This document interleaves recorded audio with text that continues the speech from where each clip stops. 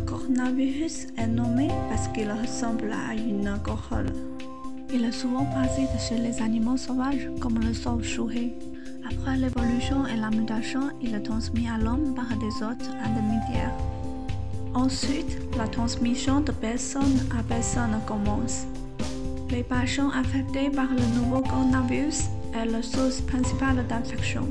La voie principale de transmission est par les gouttelettes respiratoires et le contact.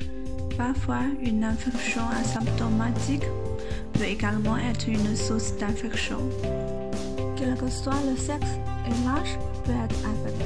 À l'heure actuelle, la connaissance de nouveaux coronavirus est limitée. Mais selon les données, c'est un virus proche de SARS. Le temps de survie dans des différents environnements peut varier de quelques minutes à 3 jours.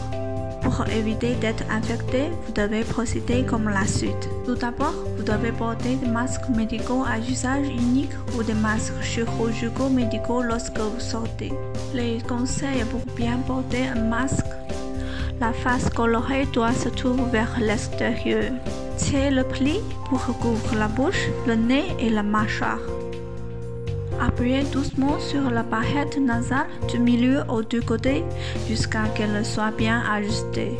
Ajustez correctement le masque pour qu'il s'adapte au visage. Le grand public n'a pas besoin de porter des gants et des lunettes de protection. Deuxièmement, lavons souvent les mains. Lavez les mains après la rentrée des lieux publics, après avoir toussé et éternué avec vos mains, après avoir enlevé le masque, avant et après les repas, après le contact avec la saleté. Il est important de bien se laver les mains. Après mouiller les mains, prenez toujours du savon, appliquez uniformément et frottez soigneusement. Joignez vos paumes, placez la paume d'une main sur le dos de l'autre. De l'articulation à l'articulation du doigt, frottez douce pendant 15 secondes. Enfin, rincez abondamment à l'eau courante. Troisièmement, une désinfection régulière est requise. La peau peut être essuyée ou imbibée de l'alcool à 75%. Divers articles tels que les téléphones portables, les clés, les poignées de porte, etc. peuvent être essuyés et désinfectés avec l'alcool de 75% ou un désinfectant de chlore. Cependant, n'utilisez pas de différents désinfectants en même temps pour éviter la génération de substances toxiques. De plus, vous devez faire attention à la ventilation. 2 à 3 fois par jour, pas moins de 30 minutes parfois. La climatisation centrale peut propager des maladies. Par conséquent, l'utilisation de la climatisation centrale doit être arrêtée ou réduite pendant l'épidémie. Dans le cas d'être infecté, comment faire? L'infection varie d'une personne à l'autre. En cas de maladie, la période d'incubation est de 1 à 14 jours, dont la plupart sont de 3 à 7 jours. Les principaux symptômes sont la fièvre, la fatigue et la toux sèche.